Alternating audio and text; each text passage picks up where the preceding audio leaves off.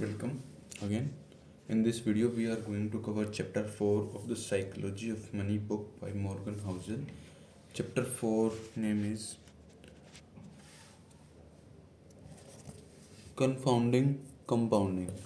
$81.5 billion of Warren Buffett's 84.5 billion net worth came after his 65th birthday. Our minds are not built to handle such absurdities. It means to say that 81.5 of or from 84.5 billion net worth मतलब 84.5 में से 81.5 billion 65th birthday के बाद मिली है. Okay, lot of patience. This justifies that up to 65 years or 65th birthday, Warren Buffett's net worth is only 3 billion. Yeah. Lessons from one field can often teach us something important about unrelated fields. Take the billion-year history of ice ages and what they teach us about growing your money. Our scientific knowledge of Earth is younger than you might think. Understanding how the world works often involves drilling deep below its surface, something we have not been able to do. Until fairly recently, Isaac Newton calculated the movement of stars hundreds of years before we understood some of the basics of our planet. It was not until the 19th century that scientists agreed that Earth had, on multiple occasions, been covered in ice. There was too much evidence to argue otherwise. All over the world sat fingerprints of a previously frozen world, huge boulders strewn in random locations, rock beds scraped down to thin layers. Evidence became clear that there had not been one ice age, but five distinct ones we could measure. The amount of energy needed to freeze the planet, melt it anew, and freeze it over yet again is staggering. What on earth literally could be causing these cycles? It must be the most powerful force on our planet, and it was just not in the way anyone expected. There were plenty of theories about why ages occurred. To account for their enormous geological influence, the theories were equally granted. The uplifting of mountains ranges, it was thought, may have shifted the Earth's winds enough to alter the climate. Others favored the idea that the ice was the natural state interrupted by massive volcanic eruptions that warmed us up. But none of these theories could account for the cycle of ice ages. The growth of mountain ranges or some massive volcano may explain one ice age. It could not explain the cyclic repetition of five. In the early 1990s, a Serbian scientist named Milutin Milankovic studied the Earth position relative to Earth other planets and come up with the theory of ice ages that we now know is accurate. The gravitational pull of the sun and moon gently affect the Earth's motion and tilt towards the sun. During parts of this cycle, which can last tens of hundreds, thousands of years, each of the Earth's hemispheres get a little more or a little less solar radiation than they are used to, and that is where the fun begins. Milankovic's theory initially assumed that a tilt of the Earth's hemispheres caused relentless winters cold enough to turn the planet into ice. But a Russian meteorologist named Vladimir Koppen dug deeper into Milankovic's work and discovered a fascinating nuance. Moderately cool summers, not cold winters, were the icy culprit. It begins when a summer never gets warm enough to melt the previous winter's snow. The leftover ice base makes it easier for snow to accumulate the following winter, which increases the odds of snow sticking around in the following summer, which attracts even more accumulation of the following winter.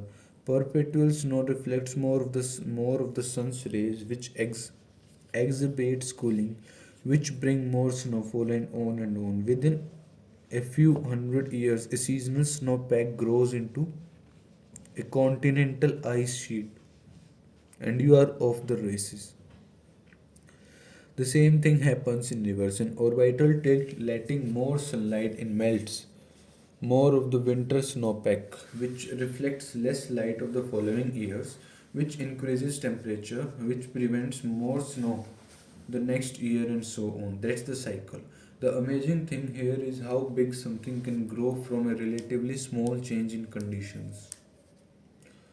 You start with a thin layer of snow left over from a cool summer that no one would think anything of, and then, in a geological blink of an eye, the entire earth is covered in miles thick ice, as glaciologist Gwen Sajlus put it. It is not necessarily the amount of snow that causes ice sheets, but the fact that snow, however little, lasts. The big takeaway from ice ages is that you don't need tremendous force to create tremendous results. If something compounds, if a little growth serves as the fuel for future growth, a small starting base can lead to results so extraordinary they seem to defy logic. It can be so logic defying that one underestimates what's possible, where growth comes from, and when it can lead to. And so it is with money. More than 2000 books are directed to how Warren Buffett built his fortune. Many of them are wonderful, but few pay enough attention to the simplest fact. Warren Buffett's fortune isn't due to just being a good investor, but being a good investor since he was literally a child. As I wrote, this Warren Buffett's net worth is 84.5 billion. Of that, 84.2 billion was accumulated after his 50th birthday. 81.5 billion come after he qualified the social security in his mid 60s. Warren Buffett is a phenomenal investor, but you miss a key point if you attach all of his success to investing acumen. The real key to his success is that he's been a phenomenal investor for three quarters of a century. Had he started investing in his 30s and retired in his 60s, few people would have ever heard of him. Consider a little thought experiment. Buffett began serious investing when he was 10 years old. By the time he was 30, he had a net worth of 1 million or 9.3 million adjusted for inflation. What if he was a more normal person spending his teens and 20s exploring the world and finding his passion, and by age 30 his net worth was say $25,000, and let's say he still went on to earn the extraordinary annual investment returns. He's been able to generate 22% annually, but quit investing and retired at age 60 to play golf and spend time with his grandkids. What would a rough estimate of his net worth be today? Not 84.5 billion, 11.9 million, 99.9 less than his actual net worth. Effectively, all of Warren Buffett's financial success can be tied to the financial base he built in his pubescent years and the longevity he maintained in his geriatric years. His skill is investing, but his secret is time. That's how compounding works. Think of this another way. Buffett is the richest investor of all time, but he is not actually the greatest, at least not when measured by average annual returns. Jim Simons, head of the hedge fund Renaissance Technologies, has compounded money at 66% annually since 1988. No one comes close to this record. As we just saw, Buffett had compounded at roughly 22% annually, a third as much. Simon's net worth, as I write, is $21 billion. He is, and I know how ridiculous this sounds given the numbers we are dealing with, 75% less rich than Buffett. Why the difference? If Simon is such a better investor, because Simon did not find his investments right until he was 50 years. He had less than half as many years to compound as Buffett. If James Simons had earned his 66% annual returns for the 70-year span Buffett has built his wealth, he would be worth, please hold your breath, 63 quintillion 900 quadrillion 781 trillion 786 billion 784 80 $160,000.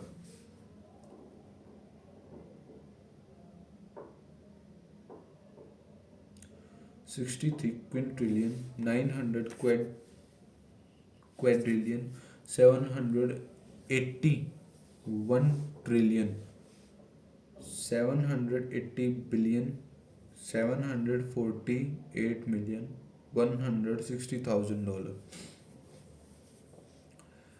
These are ridiculous impractical numbers. The point is that what seems like changes in growth assumptions can lead to ridiculous impractical numbers. And so when we are studying why something got to become as powerful as it has, why an ice age formed, or why Warren Buffett is so rich, we often overlook the key drivers of success. I have heard many people say the first time they saw a compound interest table, or one of those stories about how much more you have had for retirement if you begin saving in your 20s versus your 30s changed their life. But it probably didn't. What it likely did was surprise them because the results intuitively didn't seem right. Linear thinking is so much more intuitive than exponential thinking. If I ask you to calculate 8 plus 8 plus 8 plus 8 plus 8 plus 8 in your head, you can do it in a few seconds. It's 72. If I ask you to calculate 8 into 8 into 8, 8 into 8 into 8 into 8, your head will explode. It's 134,217,728. 134,217,728. IBM made a 3.5 megabyte hard drive in 1950. By the 1960s, things were moving into a few dozen megabytes. By the 1970, IBM Winster drive held 70 megabytes. Then drives got exponentially smaller in size with more storage. A typical PC in early 1900 held 200 to 500 megabytes. And then, wham, things exploded. 1999, Apple's iMac comes with 6 GB hard drive. 2003, 120 gigs on Power Mac. 2006, 250 gigs on new iMac. 2011, first 4 TB hard drive. 2017, 60 TB hard drives. 2019, 100 TB hard drives. Wow. Put that all together, from 1950 to 1900, we gained 296 megabytes. From 1900 through today, we gained 100 million megabytes. If you were a technology optimist in 1950, you may have predicted that practical storage would become 10,000 times larger, maybe 10,000 times larger if you were swinging for the fences, but few would have said 30 million times larger within my lifetime. But that's what happened. The contractive nature of compounding leads even the smartest of us to overlook its power. In 2004, Bill Gates criticized the new Gmail, wondering why anyone would need a GB of storage. Author Stephen Levy wrote, despite his currency with cutting edge technologies, his mentality was anchored in the old paradigm of storage being a commodity that must be conserved. You never get accustomed to how quickly things can grow. The danger here is that when compounding isn't intuitive, we often ignore its potential and focus on solving problems through other means. Not because we are overthinking, just because we rarely stop to consider compounding potential. None of the 2000 books picking apart Buffett's success are titled, "This guy has been investing consistently for three quarters of a century." But we know that's the key to the majority of his success. It's just hard to wrap your head around the math because it's not intuitive. There are books on economic cycles, trading strategies, and sector bets. But the most powerful and important book should be called Shut Up and Wait. It's just one page with a long term chart of economic growth. The practical takeaway is that the counteractiveness of compounding may be responsible for the majority of disappointing trades, bad strategies, and successful investing attempts. You can't blame people for devoting all their effort in what they learn and what they do to trying to earn the highest investment returns. It intuitively seems like the best way to get rich, but good investing isn't necessarily about earning the highest returns because the highest returns tend to be of one of hits that can't be repeated. It's about earning pretty good returns that you can stick with and which can be repeated for the longest period of time. That's when compounding run wild. The opposite of this, earning huge returns that can't be held on to, leads to some tragic stories. We will need the next chapter to tell them. Okay. We have completed our chapter 4 of book Psychology of Money by Morgan Housel. In next video, we will complete our chapter 5, Getting Wealthy versus Staying Wealthy.